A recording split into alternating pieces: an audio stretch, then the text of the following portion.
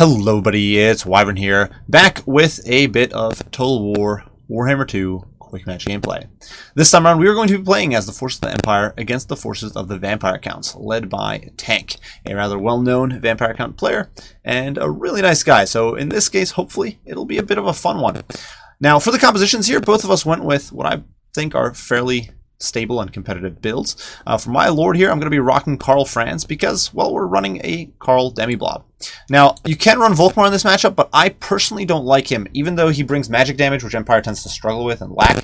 The fact that Volkmar is rather immobile and kind of sucks against enemy characters, which you will almost always see, and form a linchpin sort of Vampire Count strategies, makes me dislike him in this matchup, despite his power to kill mobs and blobs of enemy troops.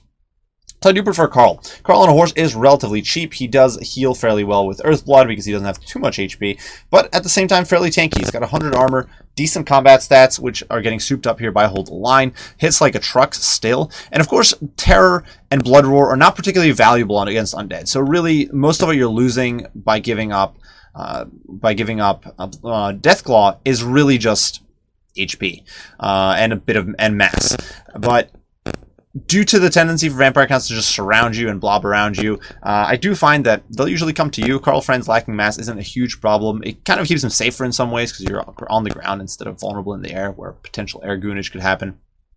And so I do like him here on the horse. He's buffing up the Reichsguard, of course, with Reichlin, or sorry, not Reichsguard. He's buffing up the Demigryph Knights with Reichlin Runefang, as well as Stand Your Ground, helping them stick around, and of course Hold the Line. So it buffs up their stats a bunch. He also does have the Gal Miraz, because while he is only on a horse, if you get a few good swings against an enemy combat character, he still hits for 470 weapon strength. That's almost on par with how hard he hits on Deathclaw. Gal Miraz hits like a truck, and really, really potent stuff there. Alongside him for the hero core, we've got a Jade Wizard. Obviously, you need to heal that demi-blob with somebody, so this guy's bringing Earthblood and Life Bloom. Also has Shield of Thorns, which I kind of prefer to Regrowth here, just because that damage resistance is fairly valuable. Vampire Counts also kind of lack magic damage, so usually you'll get good value out of that physical resist. It helps your Demigryphs stick around a bit longer, and dish out some good hurt to enemy units like Blood Knights and that sort of stuff. Can also be used in a pinch. If you're fighting atop some state troops, it also actually makes your state troops a bit better too, especially because they tend to be non-AP. And strangely enough, bit of a toss-up here. I did bring a Witch Hunter rather than my usual Warrior Priest. Witch Hunter, of course, much less mobile than a Warrior Priest and doesn't provide any buffs, but he does come in with Accusation. And once again, like I mentioned, there are these blob fights when you're playing against Vampire Counts. So Accusation's short range isn't usually a huge downside. Normally, if you're playing with a wide Empire strat, 75 range sucks, but when I'm fighting in a blob, it's not too bad. The magic damage on this guy is really good if you end up facing Hex Wraiths or Cairn Wraiths or Banshees. Really, really solid stuff there. And Accusation, of course, it can help your Demigryphs, it can help your Outriders, your Outrider Grenade Launchers. You pick a target, and it debuffs it in basically every form that matters. They lose melee defense, they lose armor, they lose missile resist. And all of that, depending on what target you're facing, whether it's a character, a unit, whatever, it can be very valuable.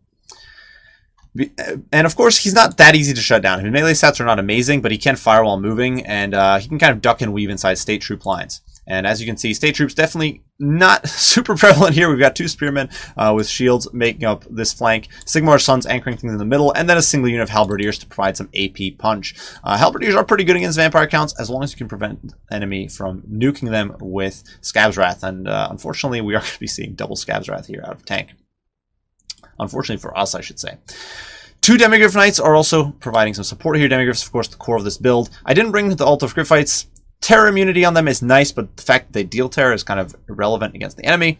And I just prefer getting a little bit of extra width and a little bit of extra firepower against the Vampire Counts. Now, one perhaps mistake in this composition that I unfortunately made by bringing triple Outriders here is that I don't have Knights. Normally I like bringing Knights in this matchup as a backline screen to clean off bats and dogs, and I don't have that here, so a bit of a problem, bit of a misplay or misselection on my part, but it does mean we've got triple Outriders as well as two Outrider Grenade Launchers, and that gives us quite a sizable amount of firepower. And in a way, they can defend themselves because they'll just gun down any few dogs or bats that come close.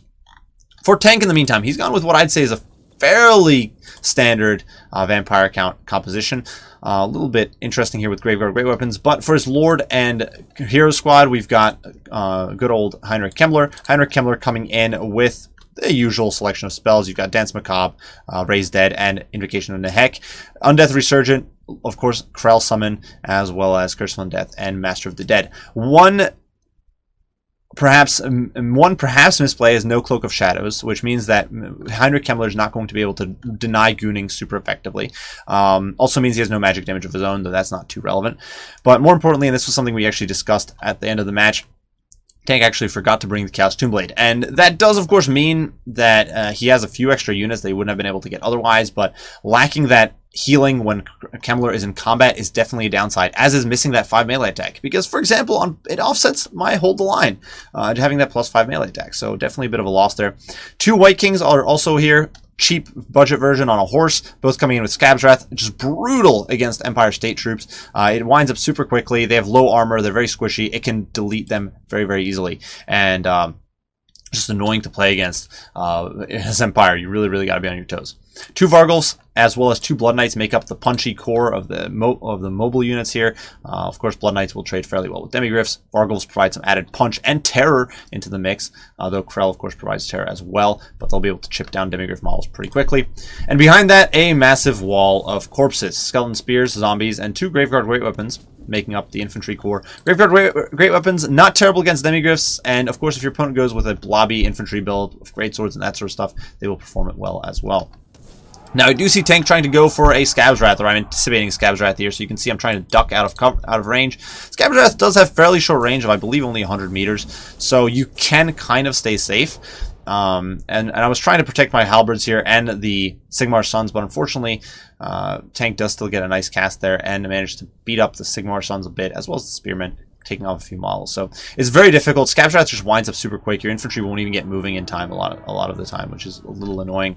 But in the meantime, we're going to try to poke and prod at these Blood Knights.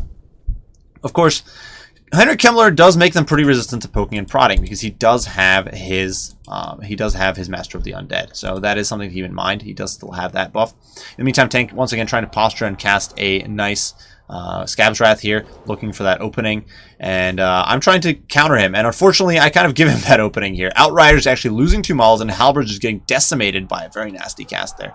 So really well positioned there, and you saw how fast that windup time was. I had no chance in hell of evading that cast. So really all you can do with infantry is try to keep moving. But we do return fire. Outriders are not taking that laying down, and they are returning shots at these very annoying Vampire Count's troops. Witch Hunter, in the meantime, does push in from the flank here, pops a shot at the Skeleton Spears, knocks off 3 models. And I'm trying to get these Outrider Grenades singing, because Outrider Grenades versus Skeleton Spears is a match made in heaven for the grenade launchers. And you can see there, that initial volley actually kind of clipping the trees and failing a little bit, but still knocks the socks off these Skeleton Spears, does a lot of damage.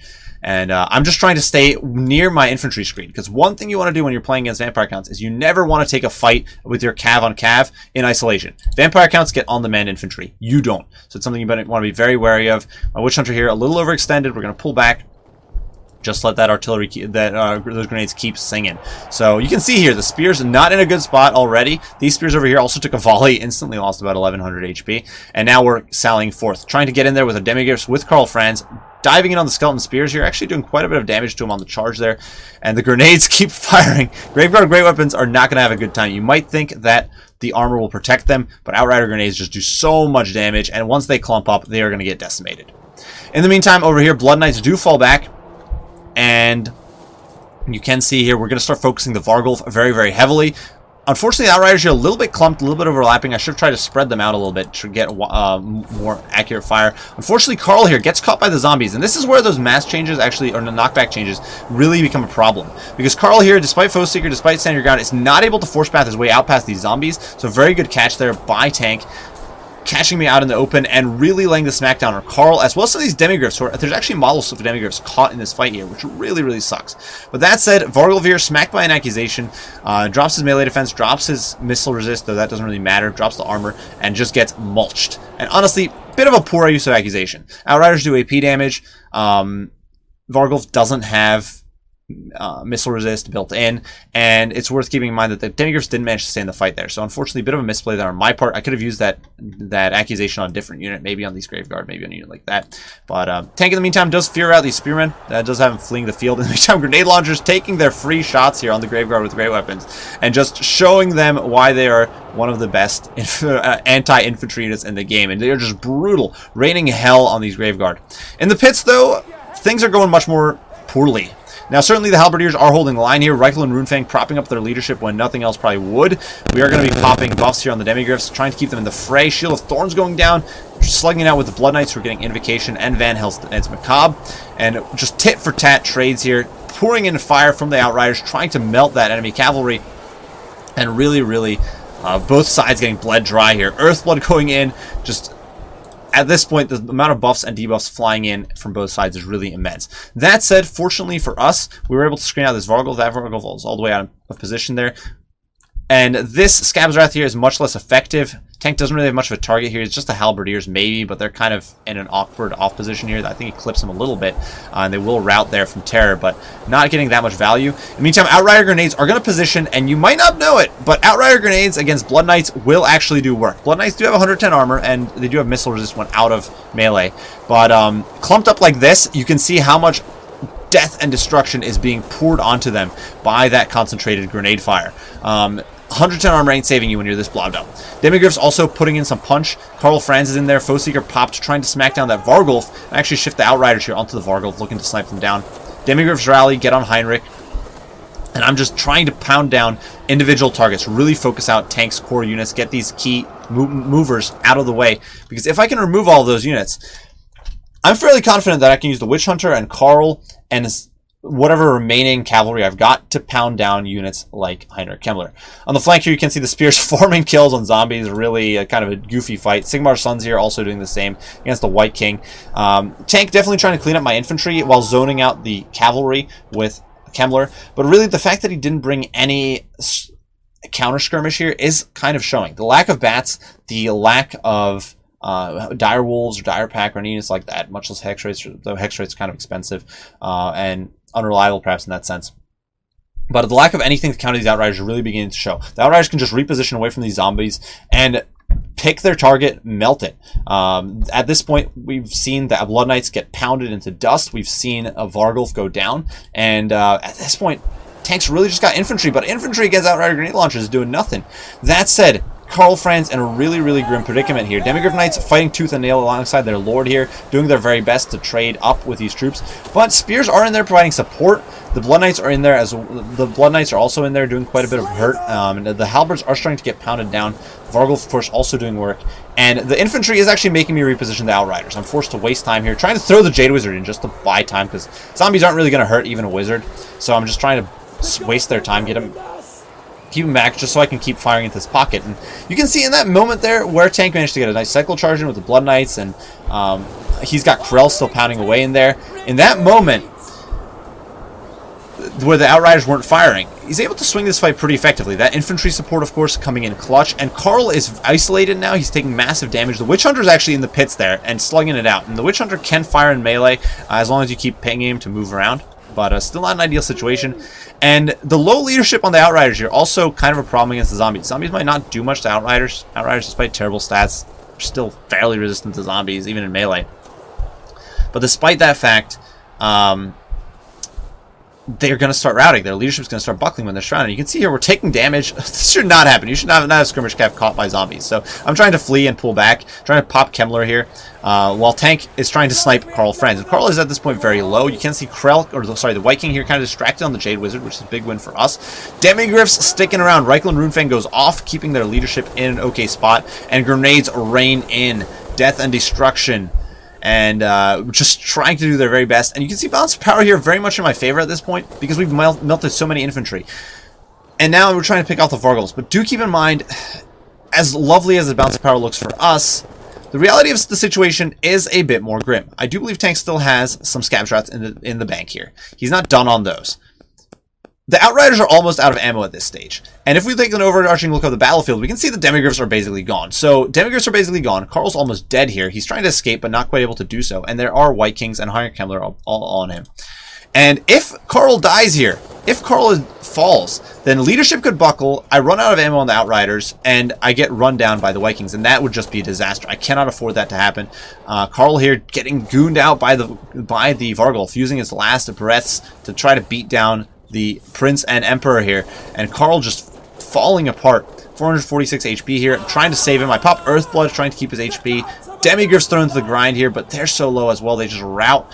My infantry trying to get back into the fight, but once again, Scabs are a big risk. I even throw the Outriders into the fight here, just trying to bog down these troops and let Karl escape. Keep in mind, the Outrider grenade launchers at this point have done their job. They're kind of pointless. There isn't too much for them to kill anymore. Yeah, there's a handful of zombies on the flank here that are getting cleaned up by halberds and the Jade Wizard and whatnot. But really, the key problem right now is trying to save Karl, and Karl is not getting saved. He's down to 330 HP. He actually takes a volley there from the Outriders, I think, and 16 HP. Leadership crumbled. He's routed. 8 HP. A zombie got a clipping attack there, and Karl Franz, Prince and Emperor here, is not going to be able to extricate himself, and he falls. I actually don't know if that was a zombie or the White King landing the killing blow.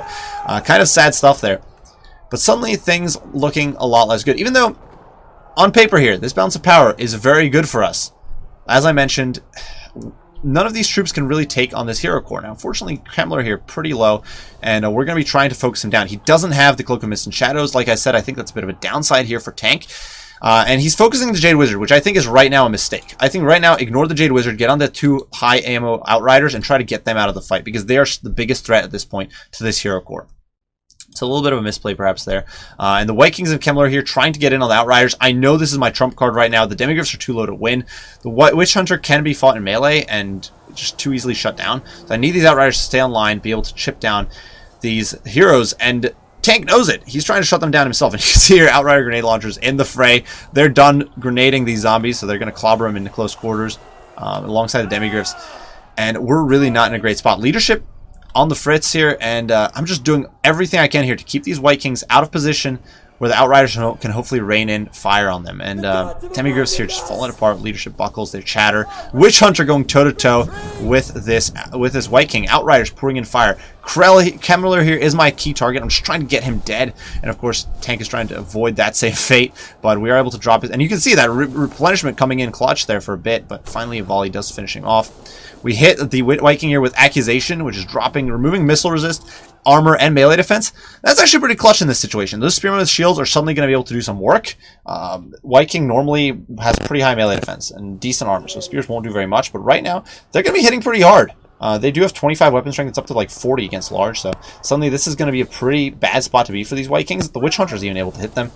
And this guy's going to crumble out, and that is going to be a game. White King is going to drop dead. And it's going to be a big win for the, and I shouldn't say a big win really, but a win for the forces of the Empire there. So very well played to Tank there. Pyrrhic victory for the Empire.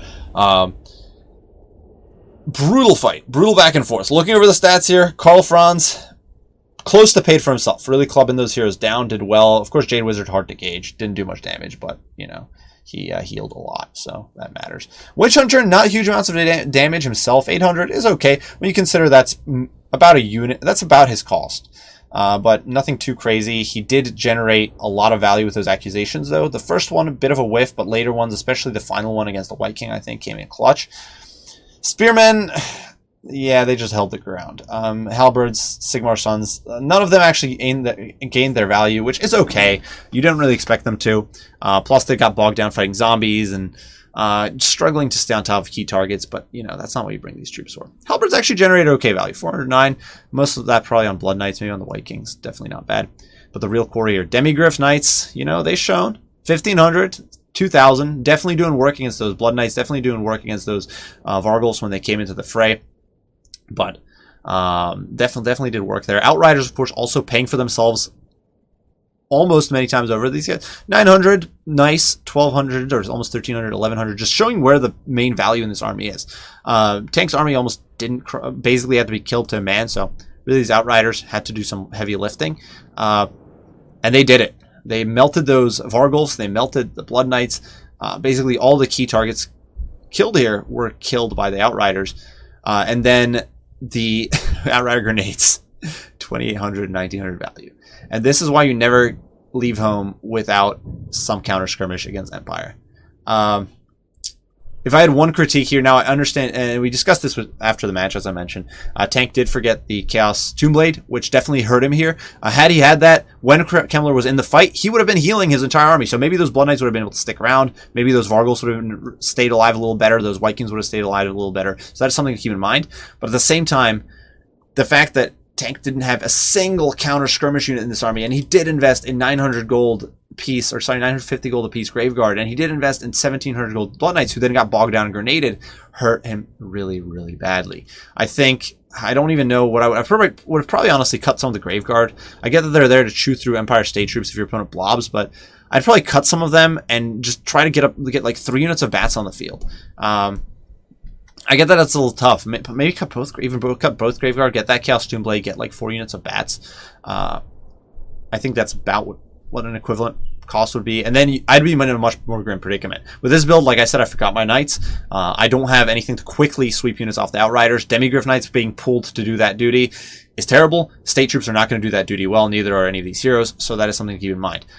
So normally that's a big problem. Fortunately here, we didn't see any counter skirmish, and that kind of helped us a lot.